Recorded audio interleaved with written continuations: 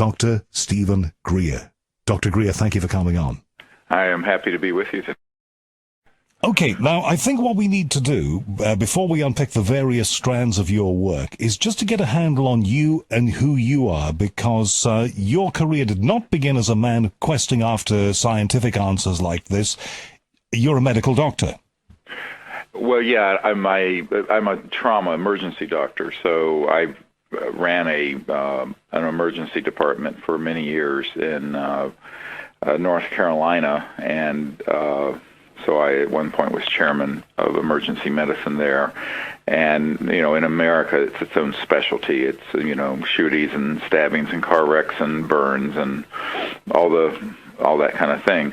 And while I was doing that, I got involved in looking into this question, which I'd had an interest in since I was a child, of what are these things that people call UFOs and why is it being kept secret?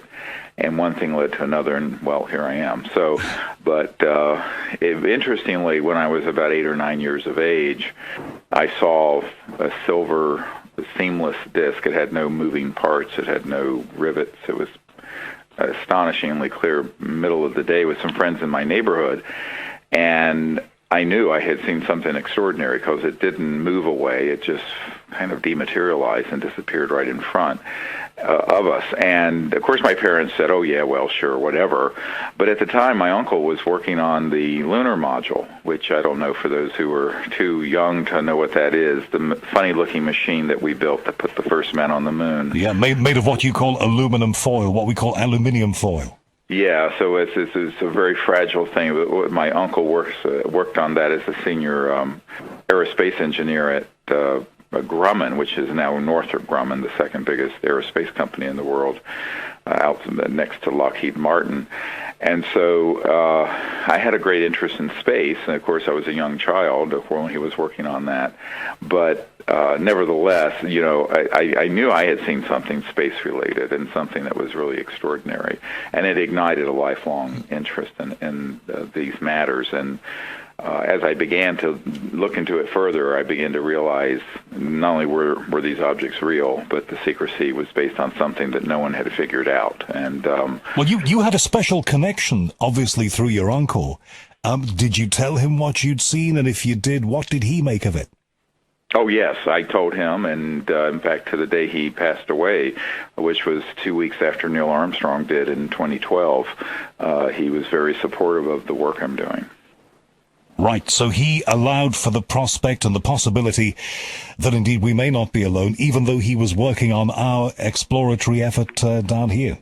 Well, he knew we weren't alone, and he knew that it was. I mean, he was a very smart man. The irony is that while the media relegates the subject to the rubbishing in the tabloids, as your Lord Hill Norton famously said in an interview we have of him up on our website, that people who want to look at his and other interviews can go to SiriusDisclosure.com. Sirius like the star system, SIRIUS, disclosure.com. It's all one word. And what you'll see are we have dozens of these sort of people who come out and said, oh, well, this is taken very seriously in these quarters. And what I have found is that when I've done briefings with people at the Pentagon or the U.S. Senate or the CIA, it's actually taken very seriously, but it's, its portrayal in the media has always been that it's just nonsense. And but high-ranking people in a position to know are not laughing. They take it incredibly seriously. I think you're dead right about this, Dr. Greer, because over here in the UK, I think maybe Emily, who set this up, told you that I work as a broadcast journalist. That's what I do. And right. I always think that we're starting to make baby steps forward and take this a little more intelligently and treat it a little more as grown-ups. And then every so often we get a story in the newspapers that shows we really haven't progressed at all. Well, what people don't understand is that beginning in 1953, the CIA, and I have a document that proves this, made a deliberate effort to engage in what they call psychological warfare to portray the whole matter is nonsense. And in fact, they even engaged Disney Studios, which, as you may know, did a lot of work for the Pentagon and the intelligence community in World War II. And they engaged Disney Studio to make ridiculous cartoons about little green men and this and that and the other thing. And this was actually done with malice aforethought to create a spin on the subject. To this day, makes it a sort of topic non grata. You know, if there's a persona non grata, this is the topic non grata that you cannot speak about. And from what I read, Walt Disney was a patriot, so he would play ball with that. Oh, yeah, absolutely. And he was in the back pocket of the intelligence community and later the CIA all the way until the day he passed away. So what a lot of people don't realize is that the connection between Hollywood and the intelligence community has always been very intimate, and as well as with the larger media. And so what you are left with is a very faint idea of what's really out there.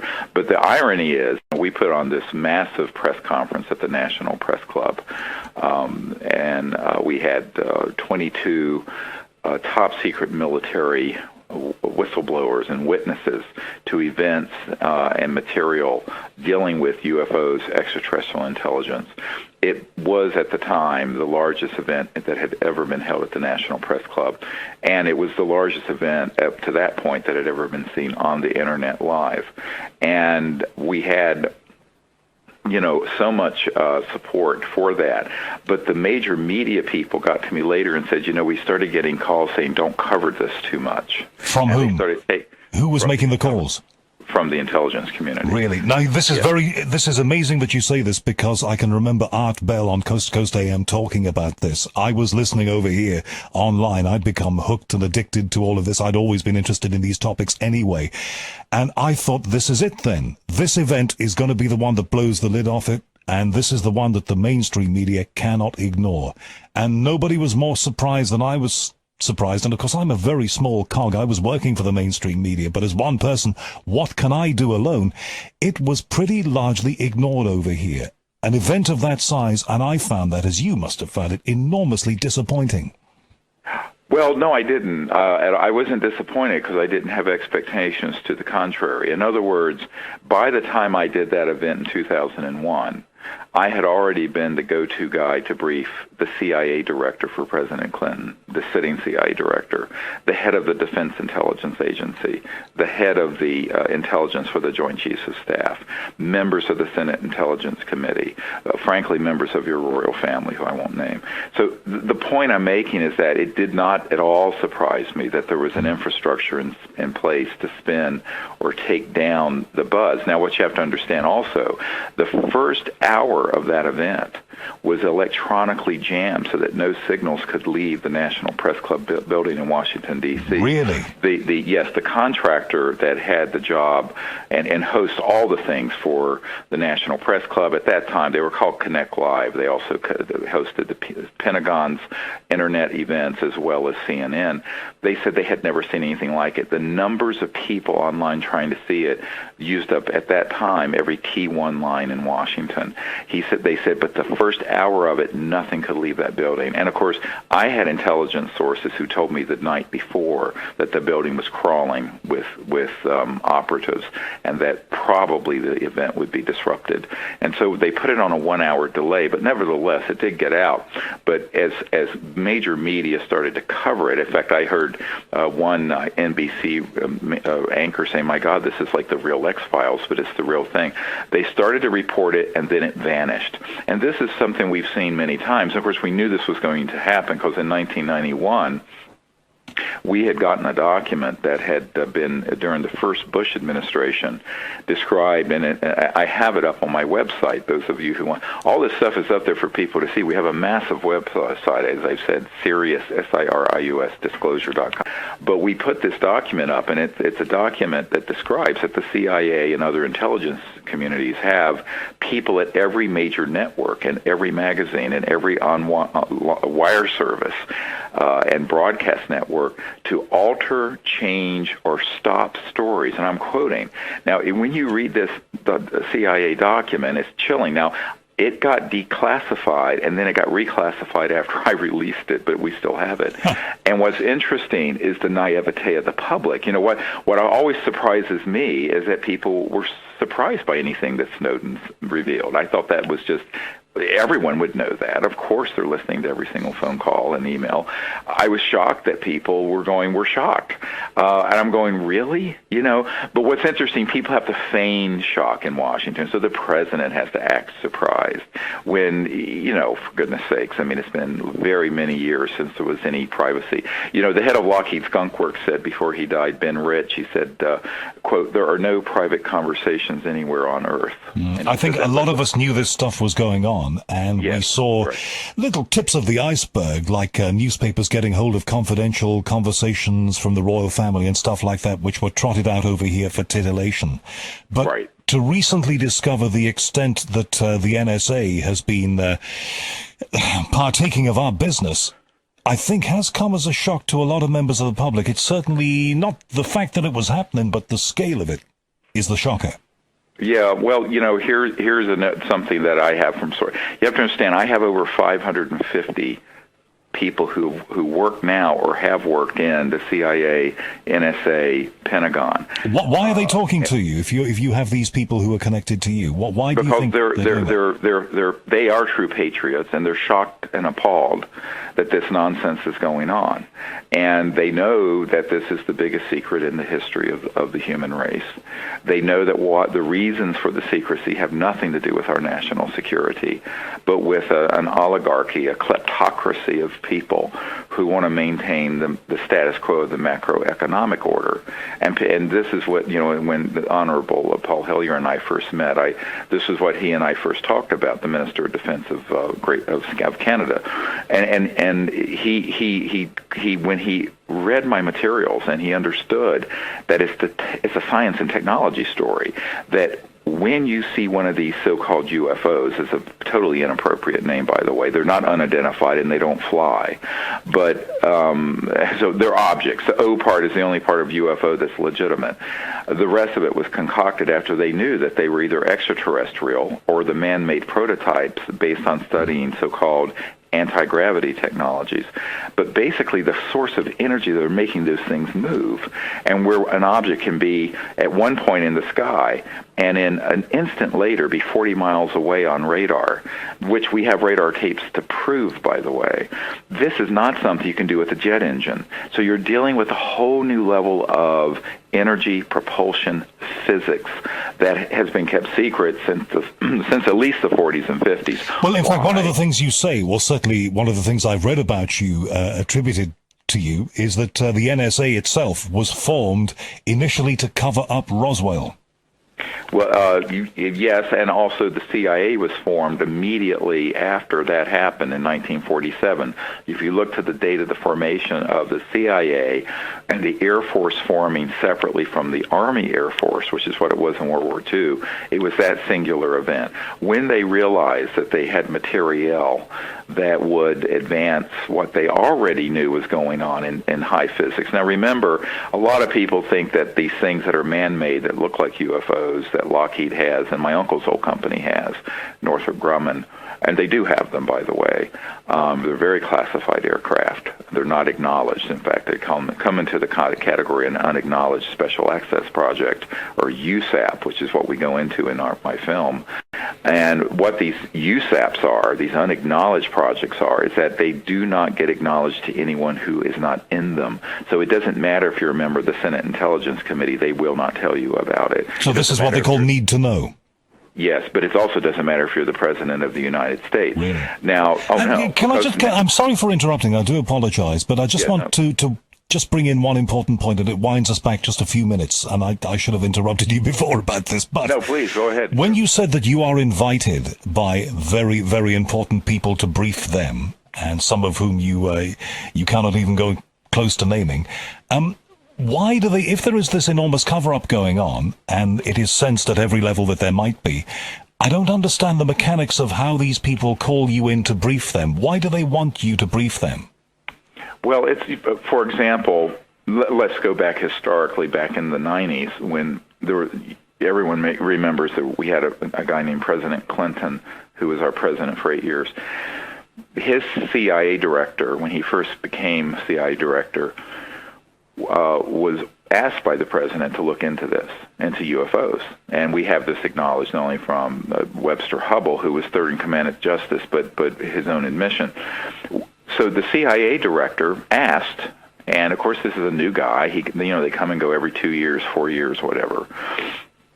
And he knew the subject was real because he had had a sighting with his wife in New Hampshire in the 60s. So Admiral Woolsey, Mr. Woolsey asked someone who had been following me around to my lectures and had seen the kinds of evidence I had collected to come up to Washington under cover of a dinner party, sort of a salon. So, we have these salons, they call them, or salon, where you go and, so there were 6 people there. It was me and my wife and the CIA director and his wife, who luckily was the chief operating officer of the National Academy of Sciences, and our host and hostess. And the host was a man who was very good friends with the CIA director. And so he brokered this meeting, as it were. So we go up there, and I thought it would be a very brief meeting because, a cabinet-level person in the United States, certainly the CIA director, usually you have, a 15, 20-minute meeting.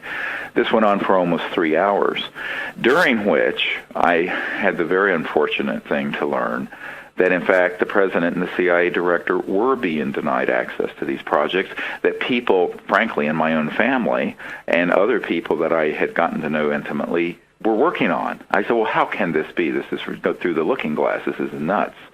But that was before I learned, and then later I had a man who helped me through this system to learn what an unacknowledged special access project is, how real secrecy operates. And by real secrecy, I'm not even talking about the NSA programs that Snowden talked about. That doesn't even begin to reach the level of secrecy we're talking about here. So that's when I learned that this whole universe of unacknowledged special access projects that had grown up in the 50s, that Eisenhower warned us about when he said, beware, the military-industrial complex existed. So I started digging and digging and digging. And so here I'm working full-time as a medical doctor and raising 4 young daughters.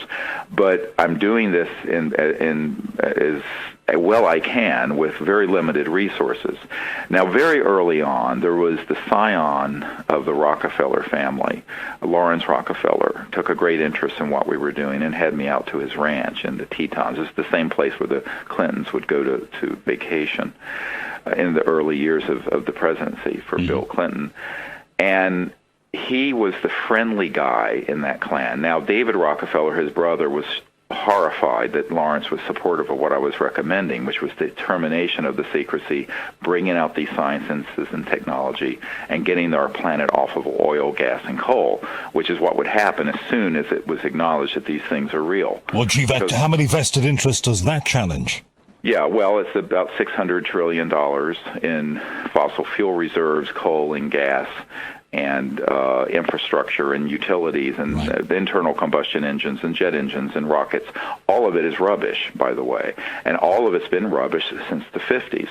So the secrecy is really centered on the science and technology being kept under wraps, because if it were to be allowed out, as Lawrence Rockefeller turned to me, he turned to me on his deck there in the Grand Tetons. The Rockefeller family owned the entire Teton Range and gave it to the U.S. government as a national park. But they kept out this beautiful ranch that I would go to. And Lawrence turned to me one night out under the stars, and he looked at me. He says, no aspect of life on Earth will be unaffected. So vast and profound are the implications of this disclosure. I said, yes, Lawrence, that's why it's been kept so secret. It hasn't been kept secret and ridiculed because it's trivial. It's because it's so profound. And he says, oh, yes, of course. But, of course, many people, and by the way, there's historical documents. Recently, the Associated Press sued the Clinton Library and got documents proving that these meetings took place. But at that time, it wasn't called Disclosure Project, which has now become quite well known. It was called Project Starlight, was a code name.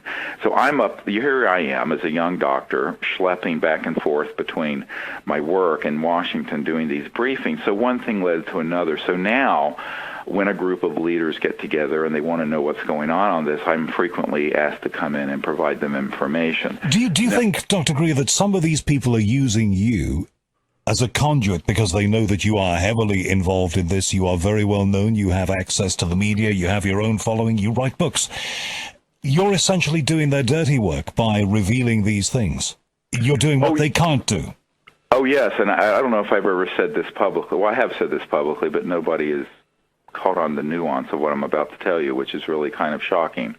But back in the early 90s, a man who's with a PhD scientist with the science directorate of the CIA sent a man down who he works with very closely, who's in this committee. It's been called Majestic or Magi or Magic. It has a new name now that I'm not going to discuss. Down to my home and basically said, we want to meet with you. And I said, about what? Because I was doing this just as a kind of, not a hobby, but, and he says, we desperately need, this has to come out. We're running out of time as a planet, and everybody knows it. I said, well, why don't you do it then? He says, because they'll kill us. But you're just a doctor. Nobody cares. You're not important. And couldn't you reverse that argument, though? Because they're quite important people. They would be noticed if they were killed. Maybe you wouldn't be, because a lot of people do disappear. People do disappear. Now, at the same time, someone else from the intelligence community said that if you do this, you have to become well-known, so you need to get on Larry King Live, and you need to do all this, which I did. So, but the truth of the matter is, he turned to me, and I was, of course, flabbergasted. I'm going, well, this is the most upside-down, absurd thing I've ever heard. He says, you don't understand. We can't do it, because if we defect from inside, the rules of an unacknowledged project is that you kill anyone who breaks silence. But if you do it and start gathering the things that you can and bring it out there, that can create enough public education so the public becomes aware. So they're using you to gather a critical mass. Oh, yeah. And so here's even more hilarious story, is that after I briefed the CIA director, one of Clinton's good friends who was sort of a fundraiser for the Democratic Party in America, came to our home, and he was sitting around our table, and we were having dinner, and this guy's sort of an overweight, funny, jolly, kind of jokester kind of character. His brother frequently would sleep over at the White House with the Clintons, and he looked at me and he says, well, the president is very supportive of what you're recommending, which is to end the secrecy on this, but everyone around him is convinced if the president does this, he'll end up like Jack Kennedy. And so I start laughing. And, of course, my children are very young. And he stops me. He says, Dr. Greer, I'm not joking. I said, oh, come on. I said, well, don't talk about this like that in front of my children, or you'll scare them. Let's talk about this in the library in my house later. So we go to the library of my home, and he says, they really are concerned for the safety of the president if he pushes on this. I said, are you kidding me? And he says, no, I'm not kidding you. I said, well, what do you want me to do? He said, well, we think you can do it. And I said, well, what you're saying is that I'm expendable. It doesn't matter if something happens to me. He says, that's right, you're expendable. You're really not important. So people, contrary to... How did to hear that about yourself, how did that feel? I would be a little scared. Well, no, I accepted at that point that I was the throwaway person, that my reputation, my career, my life, it doesn't matter in the scheme of things. So you have to have, on the one hand, you have to have a strong enough personality, which anyone who's gone up against me will tell you that I will absolutely take you down. I don't care if you're a general. But on the other hand, you have to have enough true inner spirituality and humility to say, well, in the scheme of things, they're right. I really am not that important. And it's the information, it's the knowledge, it's the direction and the arc of our society that is important. Because right now we're headed to hell in a handbasket over a cliff. But, this information, the fact, A, that we're not alone in the universe, and B, that there are sciences and technologies that in one fell swoop could give us a completely new and sustainable civilization, this is non-trivial. This is of critical importance. And so you then begin to realize, however, and this was the hard lesson I learned back, a couple of decades ago, is that the people who have all this power and money, they don't want to rock the boat. So it has to come from people like you and me. And so it has to come from we the people. It's interesting because I'm here in Virginia, just down the road from Thomas Jefferson's house, where President Obama and Hollande, the president of France, were just there this week. And it's just literally 20 minutes down the road from my home here. I have a home in Washington, but I have this farm out in Virginia. And I think to myself, well, you know, it is about we the people. It is about us making this change.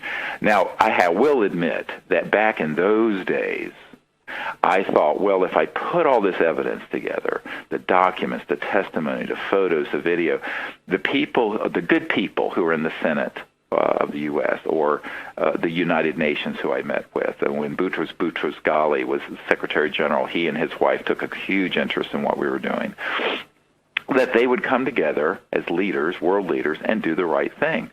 Wrong. I was quite naive. So now what I've concluded is that in point of fact, everyone asks me, when is disclosure on all this going to happen? I said, it's happened, and we're doing it, and it's continuing. In other words, we the people are going to gather the data.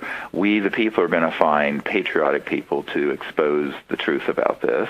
And with the internet now and other media, alternative media sources, like your show, we're going to get the word out, and that's what we're doing. But so the problem, you can't be surprised that a lot of these big-name politicians around the world didn't get together and hold up their hands and say, ladies and gentlemen, here is the truth, and we're going to march into a new future, because if they did that, we enter into a whole new power equation, don't we? Well, that's the whole thing. The secrecy. Here's the when you deconstruct it down to brass tacks, just what it's really about. It isn't about extraterrestrial intelligence, and it's not about UFOs per se. It's about the macroeconomic order of the world. And you know, at Davos a couple weeks ago, I have a friend who I work with who was there, and they came out with 80. There are 85 people who have the net worth of 3.5 billion people on Earth. 85 individuals. Before that, a couple of years ago, a Swiss institute, a mainstream Swiss economic institute, found that there were a couple hundred corporations and individuals, but that are interlocked to about 17 that have the majority, over half of the net worth of the world under their belt. And so what you find is that this all tracks into the petrodollar energy sector and other aspects of the economy. If you bring out a technology where every home and business and car, that under the hood of your car, under the boot of your car, you have a device that pulls energy out of this so-called zero-point energy field, which has been proven scientifically to exist, by the way, and you no longer need ExxonMobil or BP or the coal mines or the public utilities or what have you. First of all, aside from the fact we would end climate change and pollution and all the poisoning of the Fukushima-type nuclear reactors, we would have every single village in India or Africa or South America or China have the ability to have complete self-sufficiency. But with that macroeconomic change, the centralized economic system will go the way of all flesh. And that is what they're protecting. They're trying to maintain what I call the master and slave arrangement that we inherited from the slave era, of where basically, if you're a millionaire, it doesn't really matter. Until you start talking trillions of dollars, we're not talking real money. Bill Gates is still a relative slave on this plantation. The real money is in the multi-trillion-dollar banking and fossil fuel energy sectors, to trillions and trillions of dollars, and I'm not exaggerating. So that's where the power and the money is, and they do not want to upset that apple cart, which if you were to tell people, yes, the UFOs are real, and not only that, we know how they operate, you're talking about such a big change that if you were to look at everything that's happened since the Industrial Revolution in the mid-1800s to now, all the changes from the mid-1800s to now would be less than this disclosure. So now, on the other hand, it would lift it would be the tide that lifts all ships. It would eliminate world poverty probably in a generation. It would cause all kinds of beneficial effects. But as I was recently invited to a gathering of 120 world leaders on an island out in the middle of nowhere, which I won't talk about in more detail because I was asked not to. And I was given the keynote on a Saturday about this. And the title of the entire conference was From Disruption Opportunity. So the way I frame this is that there's a huge opportunity if we get this right.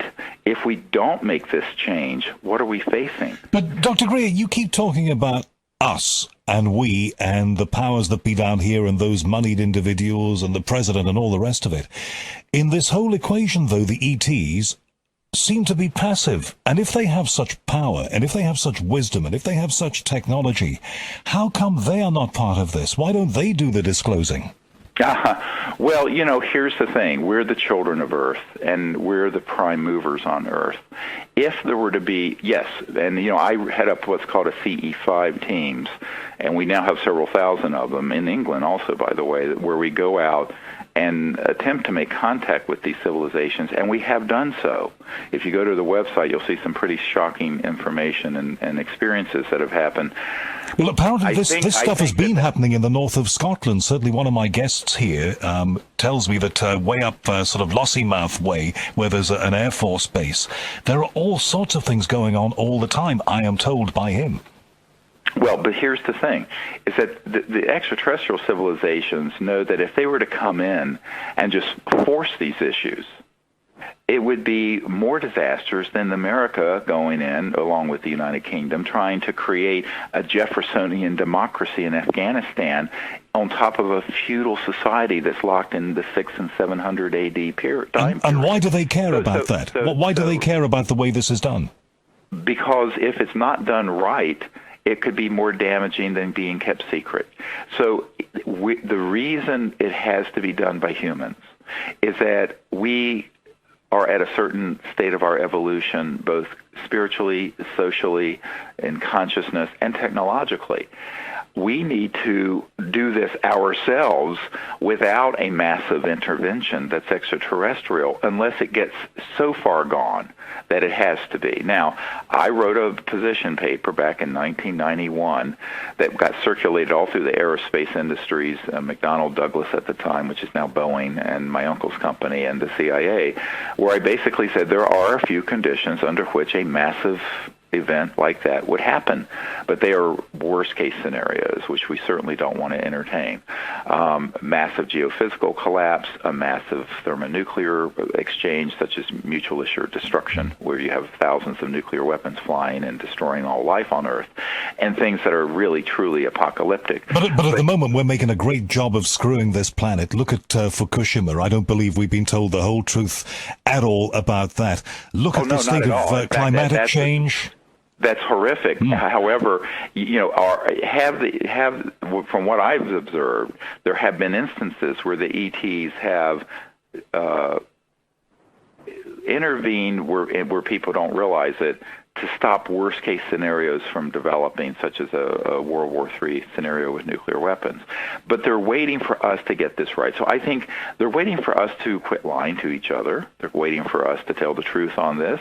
They're waiting for us to bring these technologies out at a level that can be phased into our society and understandable. And they're waiting for us, more importantly, to reach out to them in a peaceful way. Unfortunately, you have a bunch of misanthropic money whores and sociopaths running the covert programs now that would rather shoot at the ET craft than do anything else.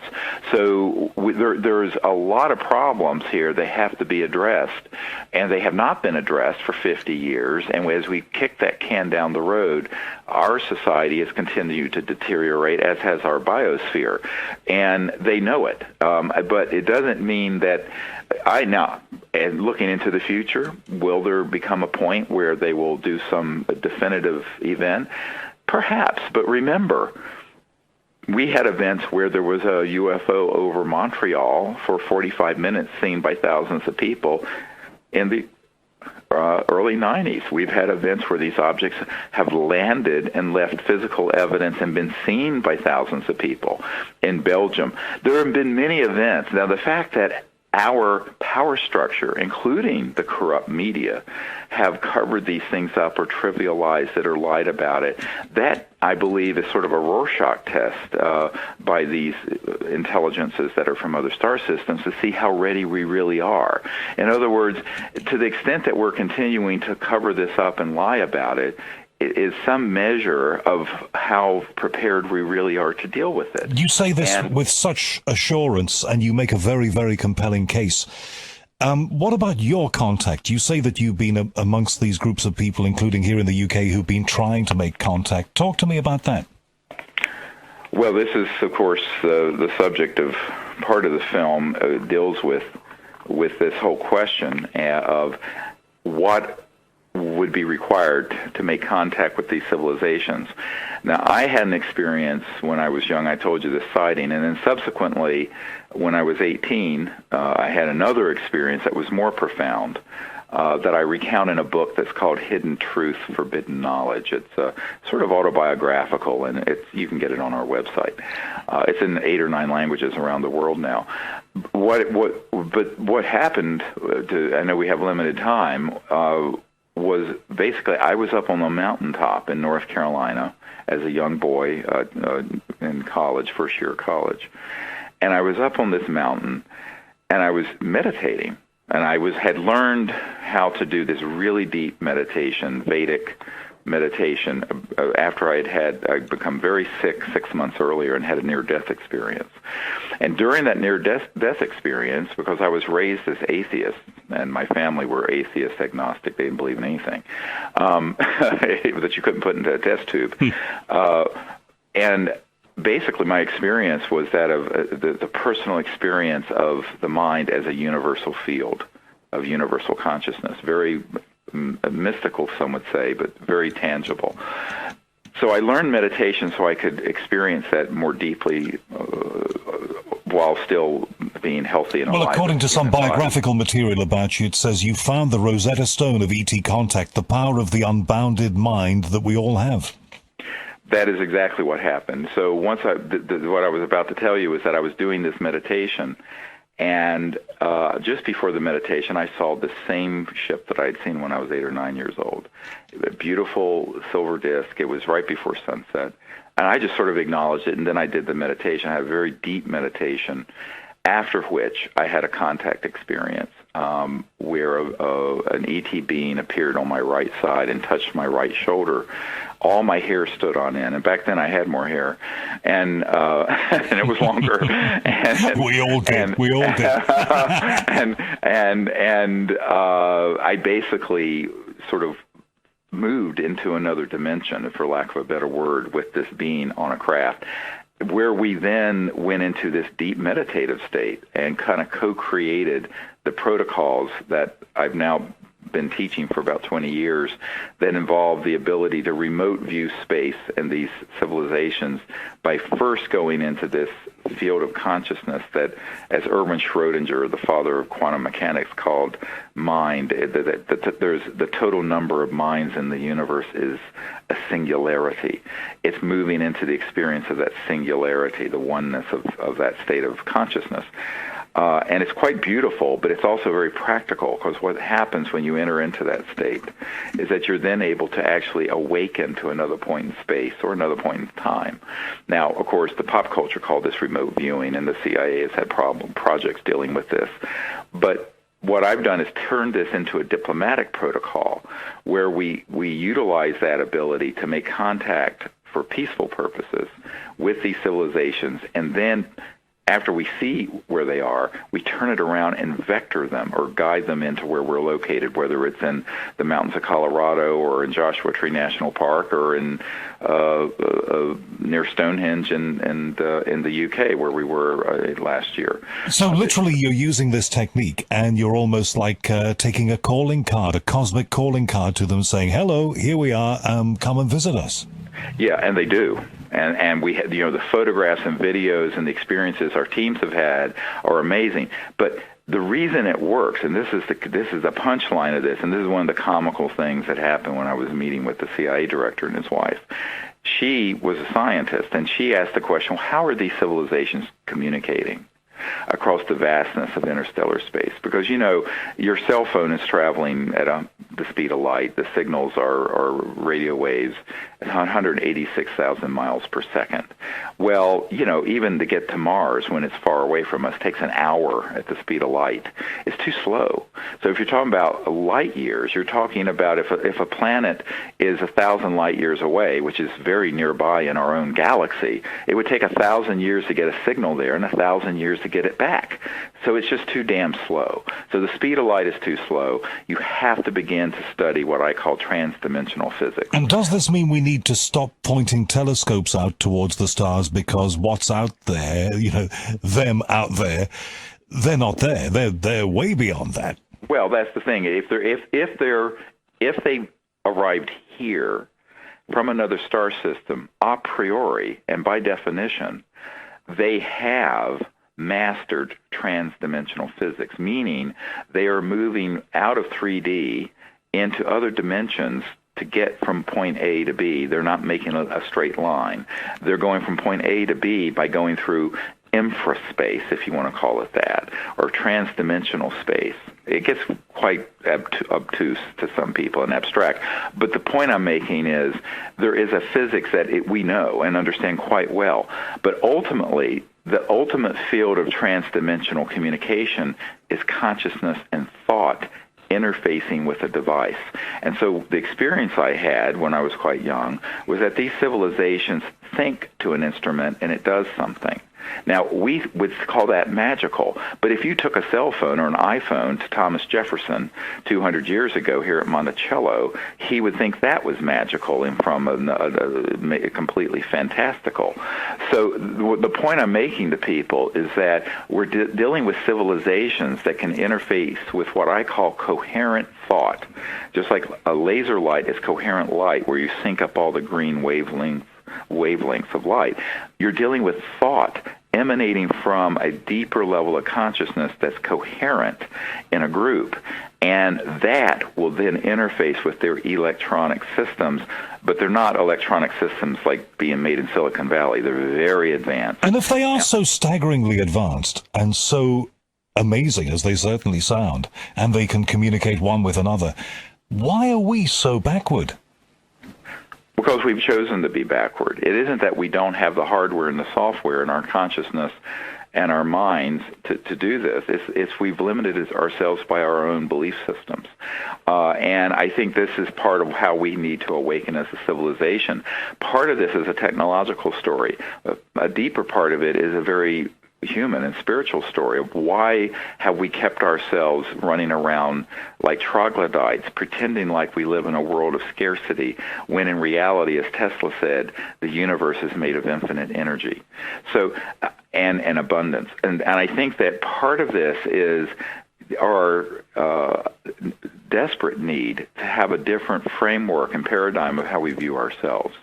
Not only do we have to go beyond viewing ourselves as one race or tribe or religion as humans, we have to go even beyond humanity to realize what does it mean to be sentient? What does it mean to be conscious? What does it mean to be awake and intelligent in this universe today? And when we begin to ask and answer those questions, we're going to find that our future is more different from our past than today is from cavemen. But the only problem there is, and it depresses the hell out of me, and maybe you feel this way too, I'd be keen to know, is if you look at the equation, the number of people who get off on reality TV shows and, Dancing with the Stars and all that, versus the number of people who want to explore their sentient capabilities, it's no contest, is it? Which side wins out? Yeah, well, we live in a period of deliberate, what we call it bread and circus, basically, the shock and awe and drivel of our current culture. But that doesn't mean that that's where everyone really is. In other words, there's about 25% of the population now that are deeply interested in these things. But if you look at, the work of Rupert Sheldrake, who's one of your colleagues there, I think he's at Oxford, and he and I have, been at conferences together where he talks about morphogenic fields, where once a certain number of people begin to understand and know something, it creates a quantum change in everyone understanding it, even though they're not connected personally. And That is utterly. I've always believed that when a concept appears, and when somebody appears to espouse something, suddenly you find other people are doing the same thing. It's as if you have the idea somehow, and I've seen this in my own life. You have an idea, and suddenly you look around, and you find other people are having the same idea. How did that happen? The reason for it is that mind and consciousness is non-local. It's actually omnipresent. And this has been proven in physics. And so, this spooky effect that Einstein talked about in physics that goes way past quantum mechanics has been proven to exist. But when you're dealing with humans and civilizations, that's very much the case. So what we need to do is create a trend line into this kind of consciousness and understanding, and we're looking for, as it were, our 100th monkey, because, they've done these studies with tribes of monkeys on islands that are separated, when the 100th monkey or so, and it's a percentage effect, but the reason is that it's non-local, and so it can propagate that way. Now, of course, the trend line is not really very edifying right now, as you mentioned, with, top-rated shows like, rubbish like Duck Dynasty and what, morons falling into the swamp out of the rowboats and whatnot. Oh dear, but look, television's full of it. But it's full of it.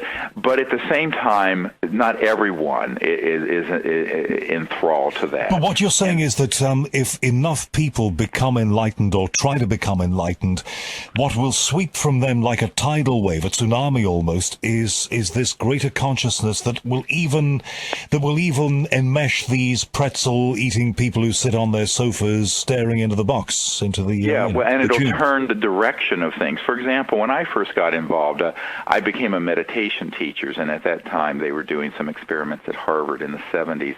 Now biofeedback and doing meditation for stress management in heart patients has become mainstream. It's very well known.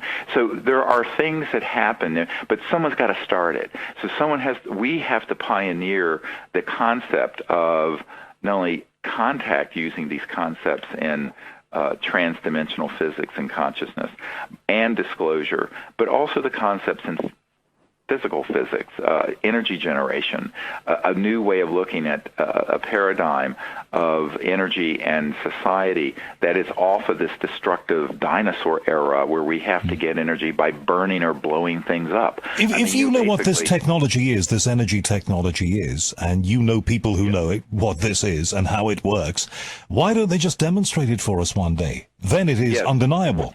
Well, that's, of course, what we're trying to do. Part of the purpose of what our project is to gather together enough resources so that the scientists who understand this can come out and do that without worrying about the patent issue and security by doing it openly and on the Internet. Now, I'll tell you, the people the way that we did this in the past was that we would give them a grant, they would work on something, someone would come and threaten them, and because this is an engineer working alone somewhere in Alabama, they put their tail between their legs and run. So if you have people who are willing to use lethal force or to use the legal system to, we have a document up there from the Federation of American Scientists that states that there are 5,135 patents that have been confiscated by the abuse of the national security order system in the United States. Same thing has happened in Europe. So you cannot do this like a conventional technology. So what we're advocating is that we put a research and development program together, get it funded properly. We have a way that people can contribute on our website to this. Put these people together and then put it on Ustream or stream it on the Internet. In other words, don't worry about intellectual property. Because there's strength in numbers. Because if the public knows you are working on this and have it, it's going to be very hard for them to suppress it. That's what I did with the Disclosure Project. Once we had dozens, I had 110 of these top secret guys on digital videotape, and we started putting it out there. What can they do? They can't. It would become a public spectacle if they started prosecuting and killing all those people. So you have safety in numbers, you have strength in numbers. We need to do the same thing with this technology. The big error of the last 50 to 100 years is that you've had people like Stan Meyer or Tesla or other people who've had breakthroughs, and they've tried to keep it secret, and they've tried to, at the front end, monetize it through some kind of venture capital scheme. Ultimately, that's a disaster. It will not work, and anyone who's listening who's working on such a project, stop it right now. Mm-hmm. Go to our website and read the strategic plan that we have under the Orion project of how to do this properly and not get killed. And do you think that the modern concept of crowdfunding, which they use for movies and creative projects, could be used in exactly this context to make this happen? Well, it's a bit of a chicken egg. If you want to crowdfund it, you first need to have a proof of principle prototype. To get to the proof of principle prototype, we need to have that. Have I seen them? Yes. Have the people who have them been too paranoid to release them? Yes, and that's the problem. You know, a venture capital guy once told me the craziness of the inventor is proportional to how important the invention is. So once you get into this, you get into real, what I call crazy inventor syndrome. And they will not cooperate with something because they're looking to get a big payday up front, which is a huge mistake. Not that I don't understand it, but it's a huge mistake. I know this is not your field. Do you think that some of these patents relate to time travel, which has always fascinated me? Well, it does relate to my field because I know the people who work on these transdimensional programs for the various three-letter agencies whose laboratories I have been in, by the way, at the Naval Research Labs and at the Redstone Arsenal and down near the Huntsville Space Flight Center. I've been to these places. They absolutely do. They can create what's called a time snap, and we understand how it's done. And you have to be careful with these technologies when you start moving them into the levels of the millions of volts of certain resonant frequencies that cause a change in space-time. So is that what I interviewed Al Bierlich, and I'm one of the lucky people who got the chance to do that before his sad. And I was very, very grateful for having that conversation. He put a very credible case that the Philadelphia experiment really happened, and they really did shift in time. Is that part of this? Sure, but it didn't. It didn't happen in Philadelphia. B, it's most of what most people know about it isn't true. There was a cover story to the cover story. This gets very complicated. And do I know the knowledge and people who were actually involved in that who, before they passed away and who were in their 80s, gave me the yes, I do. It's a bit of a sideshow, but yes, and some of it went badly wrong, as you know, but that is exactly what we're dealing with. And you're dealing with technologies, and that was in the 40s, by the way. So what I tell people is that we're 70 years into covert programs looking into these things, or more, probably 80 years. T. Townsend Brown, of course, had high-voltage systems causing crystalline materials to levitate and float back in 1927, 28, and 29. So we're way past what most people think we are, where, if you, and when you start getting into that sort of technology, you do deal with trans-dimensional physics, where the physics from this dimension begin to cross and create an arc and an effect in other dimensions that are folded within this one. It's not like they're separate, like you have to go somewhere. They're here. But look at it this way. You, as a human being, are trans-dimensional. You have a physical body. You have consciousness and thought. You have this subtle body that on a lucid flying dream you can go somewhere and see something happening. Maybe even into the future, a precognitive lucid dream. So in reality, all these dimensions are folded with it. It's hidden in plain sight. Nobody's looking. I never thought I would ask you this, but do you have a handle on what happens when we die? Sure, absolutely. And I am not, let me just say that I personally feel that one's spirituality is inversely proportional to one's religiosity. So the more pious and religious someone is, I've found the less spiritual they really are. But that being said, when I was 17 and got very sick from something that's really not important, I had an injury and got terribly infected, and in America, we have no health care system for poor people, and I was so poor. I was supporting myself in high school in my own little apartment, and so I didn't go to the doctor, and so I got a fever, a very high fever, and then I had a near-death experience. And I have no question at all that at the time of the dissolution of the body, the conscious body continues on into these other dimensions that are increasingly astonishingly beautiful if your consciousness is beautiful. So the world is as you are, and it's quite astonishing. So yes, I do have a good sense of that. Because so you're not going to be rescued and taken to a better place. You're going to be taken to what you deserve, unless you do some real preparation down here right now. It's not what you deserve. That's too judgmental. You're going to be where you are. I understand. You're going to be okay. So where are you? Which is, of course, one of the whole problems with people who commit suicide. They're in a very bad place when they pass out of this dimension into the other. Geez, so you're going to get more of the same unless you're very careful. Ultimately, and that's why that's a non-solution to any what problem you're having on this planet. But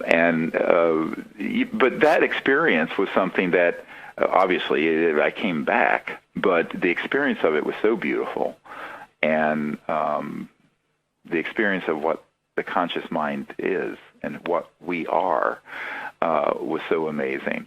But it was without all the trappings of the overlay of a sort of a religious belief system, because I was frankly raised an atheist and agnostic. My parents didn't believe in any of that. And yet, what I've come to realize is that there are these so-called other dimensions and worlds of light, and even into what some people have termed the celestial, that are very real. Now, what's interesting is that these interstellar civilizations understand this very well, because if you begin to get into the technologies that cross into other dimensions, you begin to bump into things like the mystics used to call the astral universe, because really what you're doing when you go from one star system to another, you're skirting between along the underbelly of the 3D cosmos, crossing through these other dimensions that are increasingly, shall we say, pure consciousness and thought. And that's what's amazing about the contact experiences our teams have had. A lot of people say, oh, God, they sound so abstract. I said, no, they're more real than sitting in the living room with someone, but it's very strange. But you would expect it to be very strange if you're dealing with an interstellar technology. Well, you talked at the head of this conversation about the role of Hollywood down the years, and, we started off by talking about cartoons and Walt Disney. It sounds to me like Contact, a movie that I love with Jodie Foster, was not too far short of the mark. Yes, and of course the ending of that would have never been made if Carl Sagan had been alive, I'm told. But and of course I had dinner not long ago with Steven Spielberg's son, Max Spielberg, and that he did a movie. You have to be of a certain age to know it, called Close Encounters of the Third Kind. I remember it well. And that was actually a docudrama. And in it, of course, there is a protagonist that has this connection that's in thought and consciousness, somewhat telepathic, with the E.T.'s, a Richard Dreyfuss character in that film.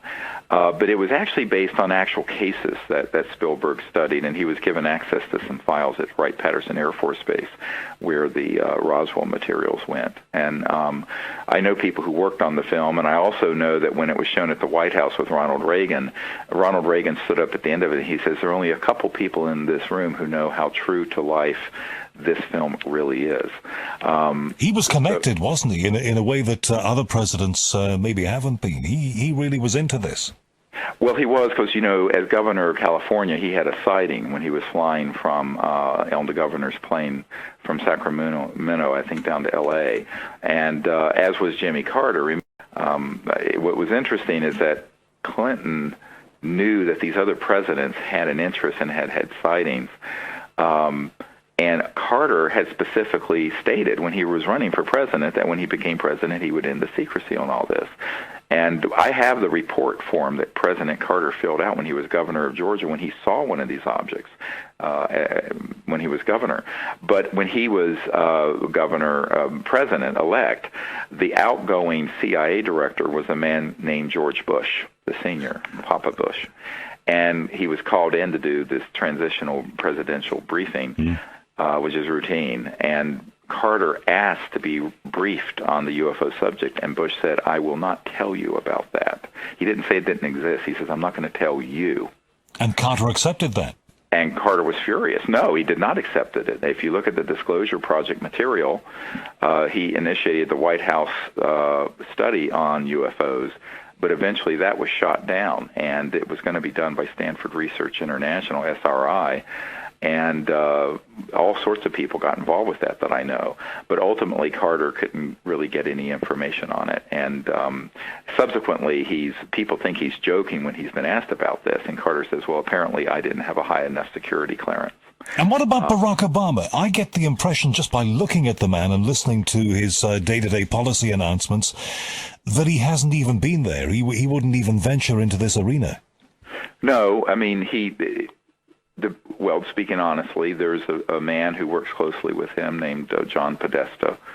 John Podesta was the chief of staff for Clinton. Podesta set up the Obama administration when Obama first took office. I was asked to put together a briefing, and which was given to Mr. Podesta for the president. The cover letter for that briefing is on the website for anyone to read. The rest of the content of it is hundreds of pages and enormous amounts of video and documents that were provided. Now, providing information to someone like that, it was like when I was meeting with a member of the chairman of the Senate Foreign Relations Committee back years ago, Claiborne Pell. And Senator Pell and I were talking. I said, you've been denied. He says, I've asked about this issue many times, but I never get any answers. I said, no, they're not going to tell you anything, even though you've been on the Senate Intelligence Committee and you're chairman of the Foreign Relations Committee. I looked at him, and we're out on it's interesting, we were right next to the Skywalker, George Lucas's ranch out in California, and I'm looking at Claiborne Pell, and I said, Senator, you have been deprived of dealing with the ultimate foreign relations issue. And I point to the stars above our head. It was at a dinner party. And the senator looks at me and says, well, Dr. Greer, I'm afraid you may be right. I said, well, I am. And he had a very keen interest in all of this, but he had never been told anything.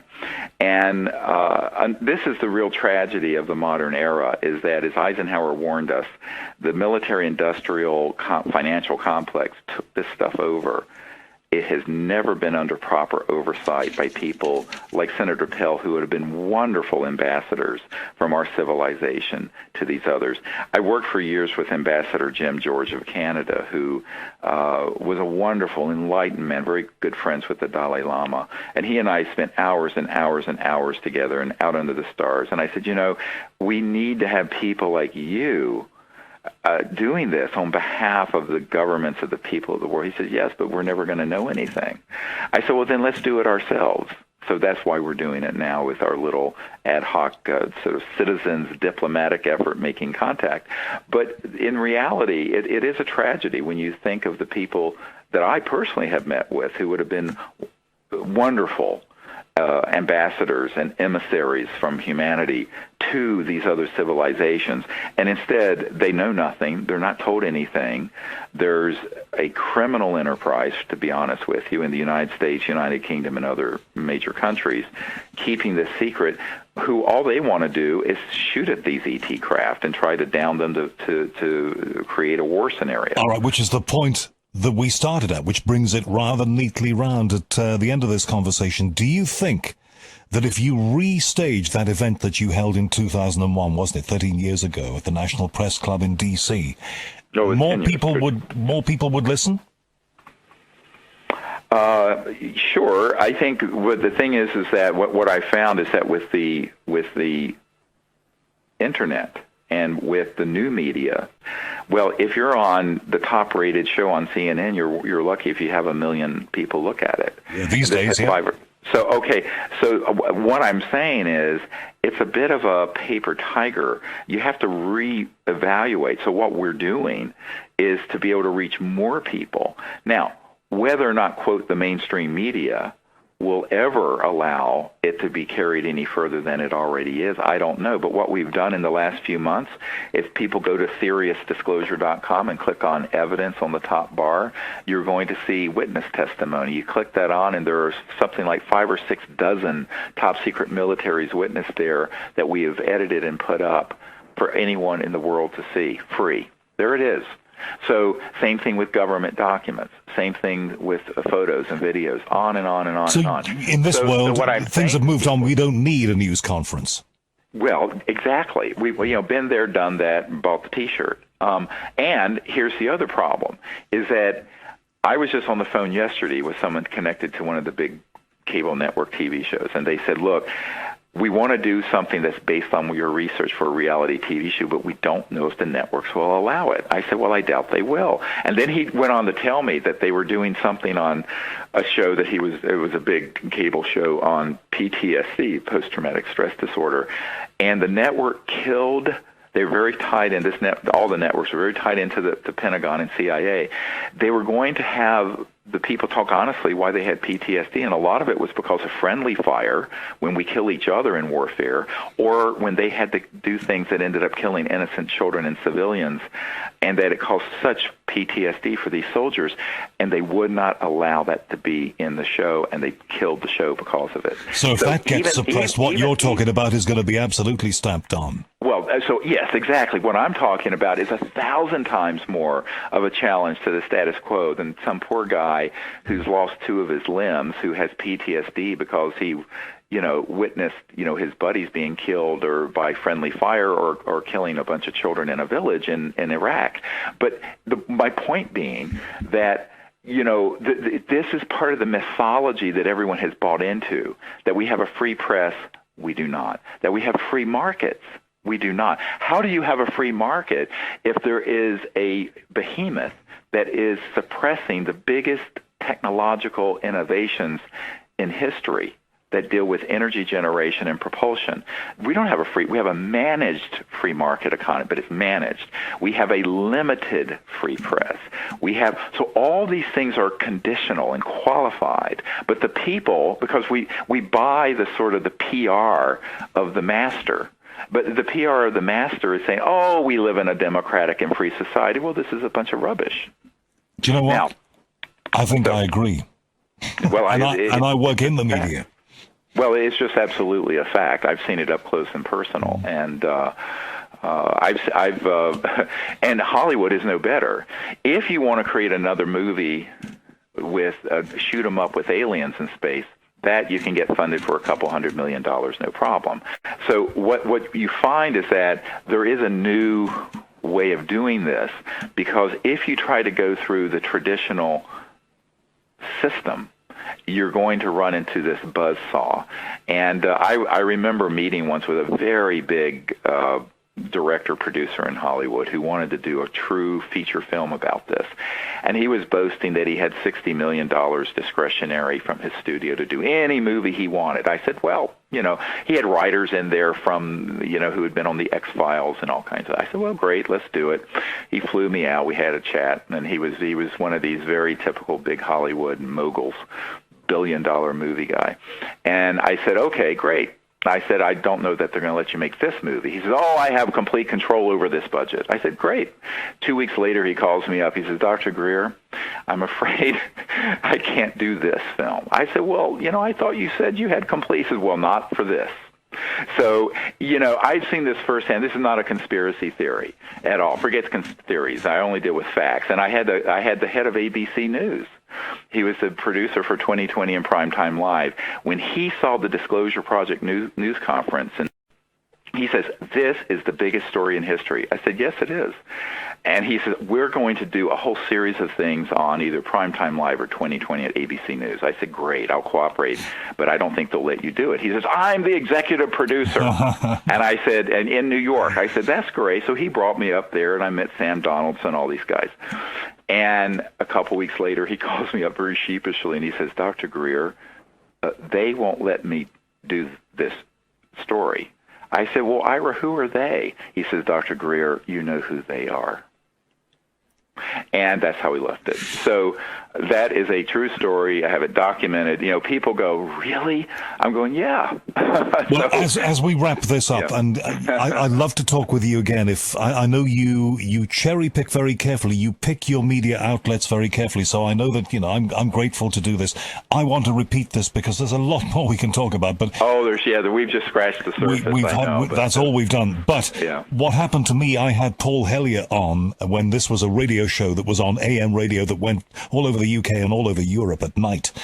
It was a Saturday night show, and you know, I'd been interested in these things for years, and I'd heard Art Bell, and I thought, I can do this. This is my time. I am a journalist, and I want to do this stuff. Right. And I've been interested in it since I was a kid. So we did it. We did it on the radio.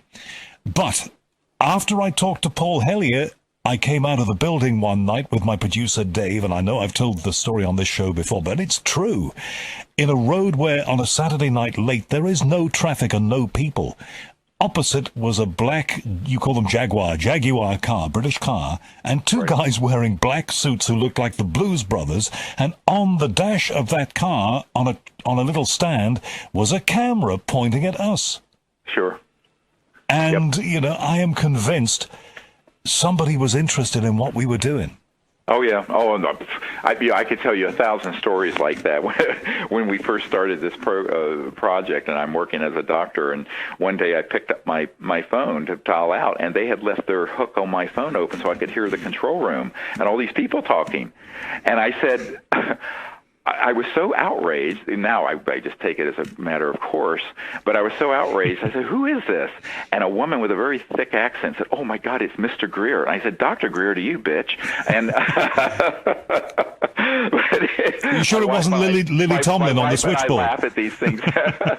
My wife and I laugh at these things now, but it's like, you know, it's you accept that when you're dealing with this issue, A, it really is real, and B, the most powerful people in the world want to keep it secret. Well, that's a good point to park this conversation. Stephen, I'm very, very, if you don't mind me calling you Stephen, I am delighted. No, please, yeah. Right. I'm really pleased you did this. Please come back on here and just tell people again the prime source of contact for them if they want to see what you do. We need everyone listening to go to SeriousDisclosure.com, and even if you give $1 or $5, the price of a latte, and help us do the research and do this expose. We are doing a full-length feature film and also a book at the same time, and we're planning to do a global concert event. We're looking to have 1 billion people look at this when we launch it early next year. That exposes the truth behind these USAPs, not only what they're hiding, but also what they're doing to deceive the public, and more importantly, to bring out the technologies that would give us an entirely new civilization on Earth. So the title of the movie is Unacknowledged, and it comes from the first word of what a USAP is, an Unacknowledged Special Access.